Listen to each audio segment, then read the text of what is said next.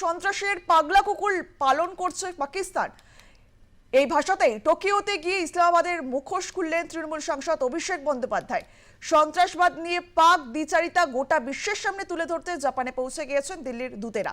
সেখানে পাকিস্তানের কুৎসিত চক্রান্ত নিয়ে সোচ্চার হয়ে অভিষেক বলেন, ভারত কখনো মাথা নত করবে না। পাকিস্তান যে ভাষায় বোঝে সেই ভাষাতেই শিক্ষা দেওয়া প্রয়োজন।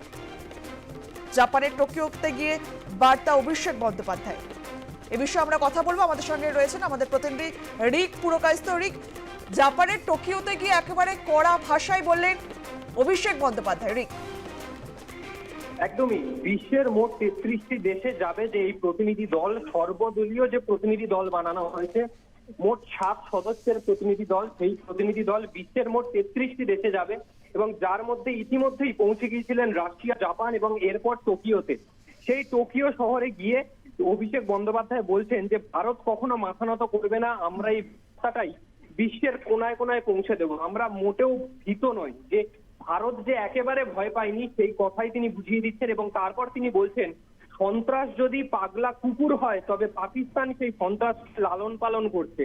আর এই লালন পালন যতদিন চলতে থাকবে, এই সন্ত্রাসের বৃদ্ধি, সন্ত্রাসের বাড়বাড়ন্ত ততদিনই দেখবে গোটা বিশ্ববাসী। আর ভারত যেভাবে পাল্টা জবাব দিয়েছে পাকিস্তানকে, সেই জবাব, সেই প্রত্যুত্তর যে বিশ্বের প্রতিটা কোনায় পৌঁছে দেওয়ার জন্য এইভাবে যে প্রচার, সেই প্রচার কিন্তু চলছে। ভারত দায়বদ্ধ থাকবে শিক্ষা দিতে।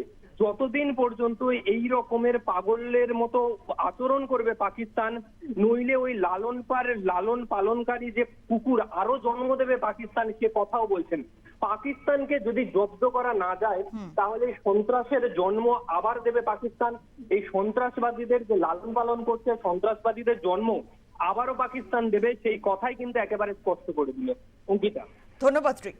সন্ত্রাসের পাগলা কুকুর লালন করছে পাকিস্তান, এই ভাষাতেই টোকিওতে গিয়ে ইসলামাবাদের মুখোশ খুললেন তৃণমূল সাংসদ Abhishek Bandyopadhyay. We are here to share the message and the truth that India refuses to bow down. We will not kneel to fear. We have learned to give you the reply in the language you understand. I belong from a political party who is in the opposition. It's in public domain. You all have seen that I have said that Pakistan needs to be taught a lesson in the language they understand. If terrorism is a rabid dog, Pakistan is a wild handler. So we first need to bring the world collectively to combat this wild handler. Otherwise, this wild handler will end up breeding and raising more rabid dogs. So we will not bow down before them. And we will make sure India is responsible.